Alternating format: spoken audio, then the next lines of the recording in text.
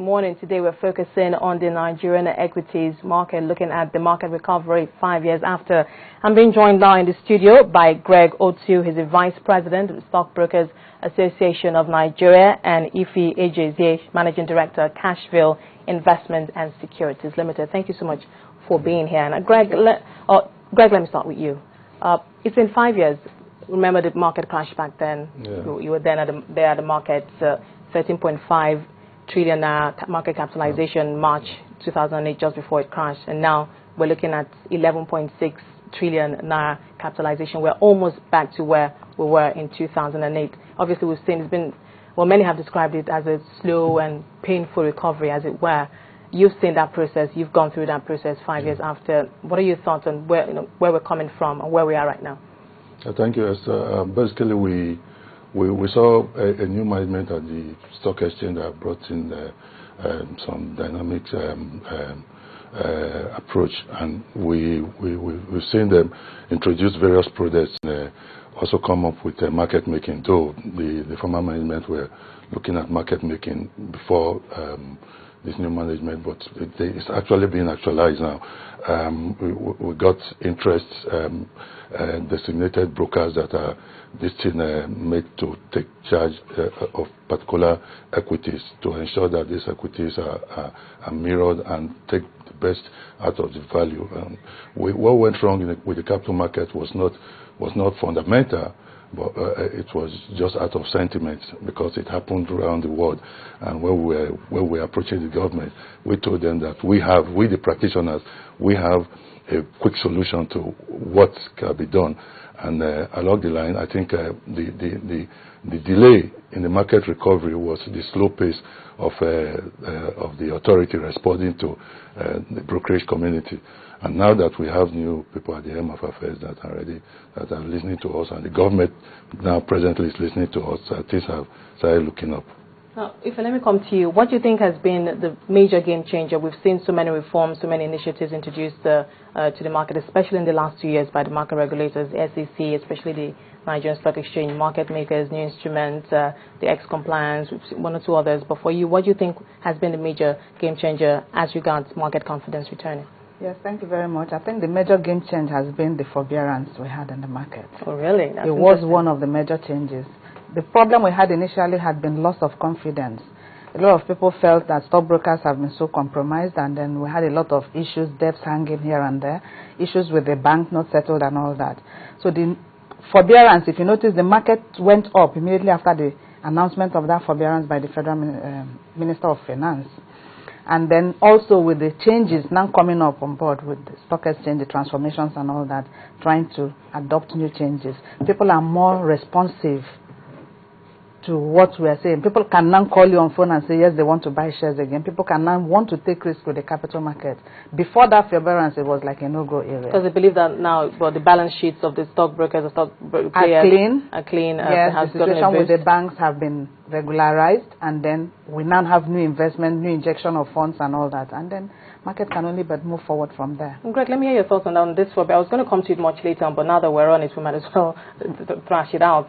22 billion, if I can recall correctly, and that did back then spur a lot of reactions. Many people say, why should the stockbrokers to receive forbearance? Many of them, should also take the blame. They had their hands burned. They knew what they were doing, and back and forth like that.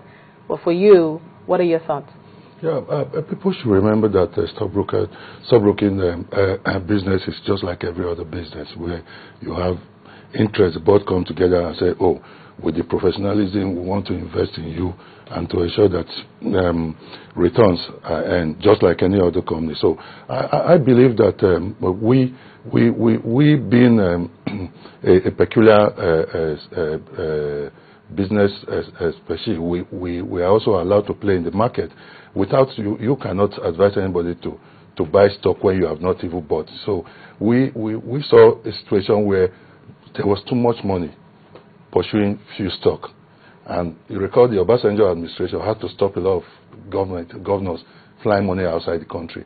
And the only outlet they had to invest this money was to approach the capital market. And remember that the capital market anywhere in the world is one of the barometers used in measuring the performance of a country or economy. So we playing the market does not make us any less than any other business decision that any company is taking. So we took our time to even go into margin loans. The margin loans regime was not understood by the banks. The stockbrokers were playing according to the terms and conditions that the banks gave. Meaning sell at a particular, when the stocks fall to a particular level, you give your percentage to the bank. Maybe they give you 100%. You contribute 25%. If it goes down below a particular limit, you don't need to revert to anybody. But because of the situation we find ourselves, the banks were coming back to the market. They had too much liquidity because of the former regime's stance on corruption, and a lot of these monies could not go out. So you have so much money pursuing few stock, and let's give credence to the stockbroking community, because we went out there when the banks were not even borrowing to the common industries. We went out there to raise public funds for them. We did a lot of private placement. We have a lot of the like fertilizers, Omatek, all of them. They all came to the market.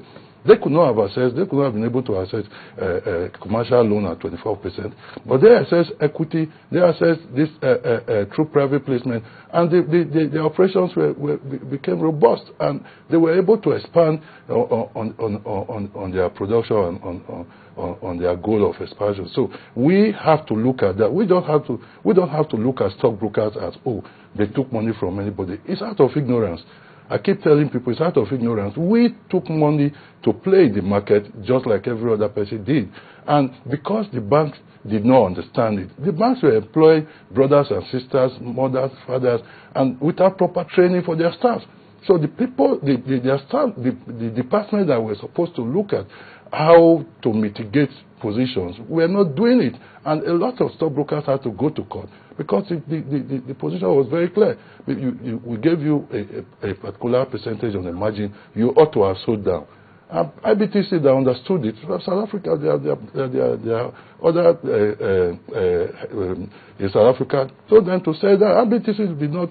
A lot of brokers were not involved with IBTC. Check it out. It's on record.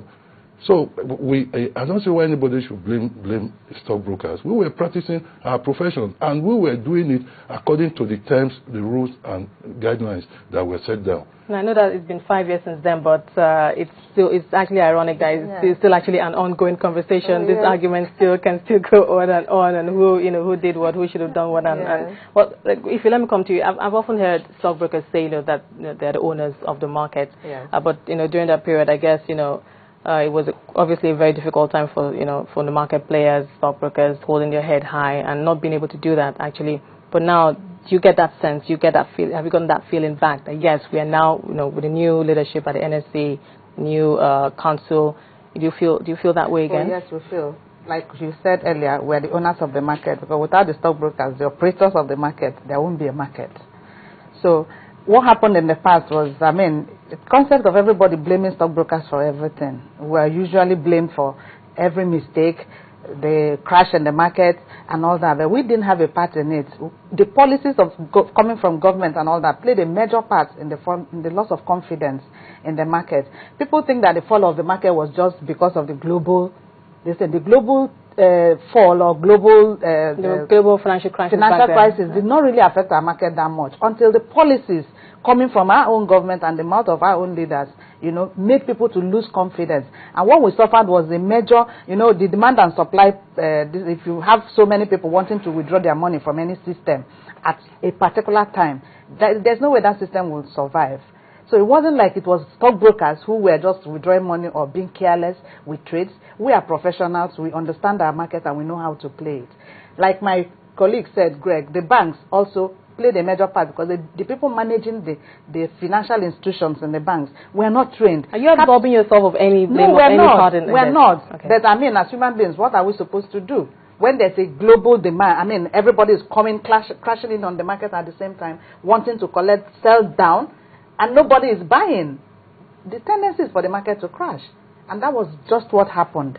And the moment it started, it kept going down. kept going down, and then the banks were in a hurry too because of the pressure they were having from central bank to offload all the positions they have at a time. Rather than restructuring these loans, we asked them to restructure for 5 years. It's 5 years down the line, the market has picked up again. I'm sure most of those shares that were sold down at peanuts are doing well today. If they had restructured the loans like we were asking for then, I'm sure the market could not have crashed to the level it is today. But thank God for the forbearance. Everything, confidence is back.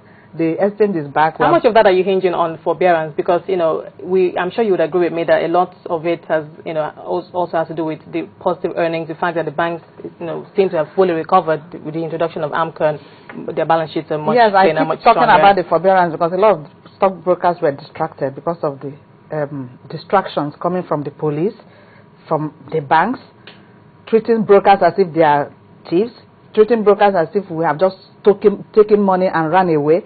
There was a lot of distractions. So, and people cannot concentrate on the market if you're being arrested today, EFCC today, police station tomorrow, or banks running from one pillar to post. I mean, there's no way the market can pick. Greg, was that your experience? You understand? Sorry, quickly. I tell you what. I saw you smiling there. Yeah, I tell you what, Esther. Anywhere in the world, if you can't borrow, right, you can virtually do nothing.